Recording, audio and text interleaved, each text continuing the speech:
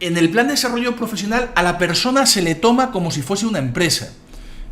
Los valores de la empresa están relacionados con la forma de trabajar del profesional y con sus competencias. El análisis de la situación debe incluir las fortalezas y las debilidades del profesional y el gap con la situación ideal. Por ejemplo, si la persona que está en una jefatura, en su plan de desarrollo profesional, se supone que debe tener determinadas características para trabajar en equipo, debe ser un muy buen trabajador en equipo, y resulta que a la hora de hacer su análisis de la situación, resulta que el trabajo en equipo es una debilidad, pues ahí hay un gap, ¿no? Porque la posición requiere de trabajo en equipo y él tiene una debilidad en trabajo en equipo.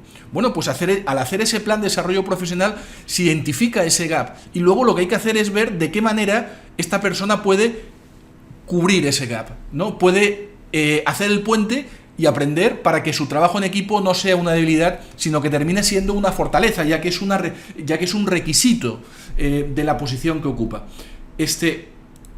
Para un momento, soy claro, o sea, he sido claro en lo que estoy hablando sobre el profesional, las virtudes o las capacidades que debe tener ese profesional y cómo en nuestro análisis de la situación podemos identificar gaps con esas capacidades que debería tener.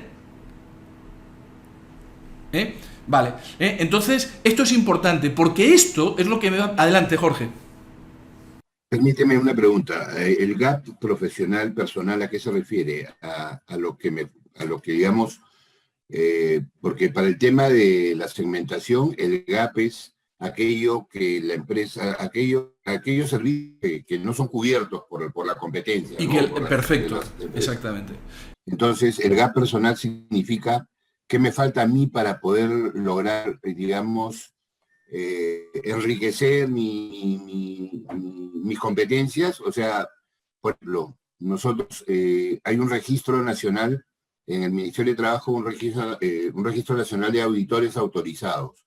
O sea, la ley dice que tenemos que salir a auditar, las empresas tienen que ser auditadas, por lo menos, dependiendo del nivel de riesgo, por lo menos una vez al año, por auditores autorizados del Ministerio de Trabajo, debidamente acreditados, ¿no? Entonces, yo soy auditor de la norma OSA 18001, Manuel también, y de la norma ISO 45001, pero nos falta registrarnos en el Ministerio de Trabajo para poder, digamos, brindar esos servicios que la ley exige, ¿no? De pasar auditorías a cualquier empresa que nos contrate porque la ley así lo dispone y lo manda. ¿Ese sería un gap, el registrarnos en el Ministerio de Trabajo? No, eso es parte, en tu plan estratégico, eso ahora sale como una debilidad. Pero además es una debilidad muy importante porque vas a perder la posibilidad de entrar en muchos, o de conseguir clientes porque no tienes ese registro. O sea, eso es algo que tienes que hacerlo, pero además tienes que hacerlo, o tienen que hacerlo Manuel y Jorge lo antes posible. Estamos en proceso. Ok, perfecto. Pero no, cuando me refiero a un gap, imagínate, Jorge, que tú tienes un colaborador. Y ese colaborador es jefe de producción o jefe de operaciones. Y resulta que ese jefe de operaciones, dentro de la descripción de su puesto, sale del perfil, de la descripción del perfil, o sea, dentro del perfil de su puesto, sale un ítem o un punto que dice comunicación efectiva. O sea, es una persona que debe ser capaz de comunicarse de forma efectiva. Y a la hora de hacer él su plan de desarrollo profesional, y a la hora de analizarse, porque el análisis de la situación ya no es el de la empresa, es el del profesional, le sale una debilidad a él que dice comunicaciones. Mis comunicaciones no son efectivas. O me cuesta comunicarme. ¿Vale? Ese me cuesta comunicarme con comunicaciones efectivas, Jorge, ahí está el gap. Ese es el gap al que me refiero. No tiene que ver con segmentación. En el plan estratégico el gap lo hablábamos de segmentación. Aquí me refiero a las capacidades de la posición, que las tiene que tener la persona, versus lo que tiene. Entonces, ¿qué va a pasar? Va a haber una situación en la que esta persona no tiene una capacidad que necesita para su puesto. O a lo mejor no para su puesto, sino para el siguiente puesto. Entonces, al identificar eso en el plan de desarrollo, después a la hora de definir estrategias, tendrá que haber una estrategia que le ayude a cubrir ese gap. Tendrá que tomar algún curso de comunicaciones efectivas, tendrá que hacer lo que sea, lo que se defina, ¿vale? ¿Me explico mejor ahora, Jorge? Claro, es el requisito que establece el perfil y lo que no tienes, digamos, para cumplir ese perfil. Exacto. Y lo bonito aquí es que lo vemos para el perfil de mi puesto, jefe de operaciones, ¿vale? Y lo podemos ver también para el perfil del puesto inmediatamente siguiente. A lo mejor gerente de operaciones.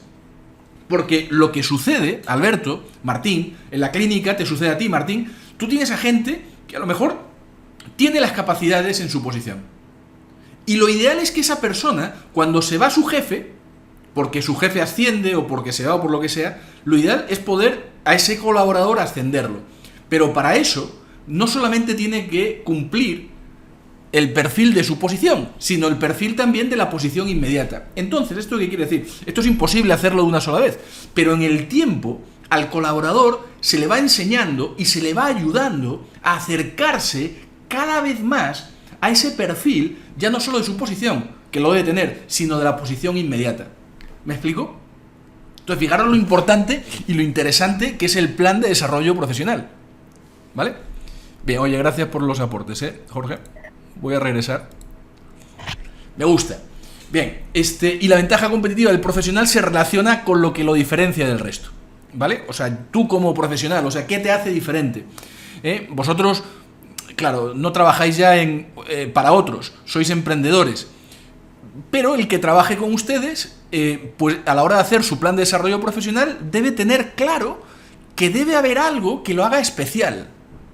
No imprescindible, porque no queremos Cristiano Ronaldos o Messis. Queremos a gente buena, a gente adaptable, a gente que solucione problemas, a gente tal, ¿vale? Pero sí, esa persona tiene que buscar qué es lo que lo hace diferente, ¿no? Bien, los objetivos en realidad son indicadores de gestión de la posición y pueden incluirse competencias, ¿vale? Y finalmente, las estrategias y subestrategias detallan lo que va a hacer el profesional para que su valor como colaborador suba. ¿De acuerdo? Bueno, pues es así de bonito, ¿no? El plan de desarrollo profesional.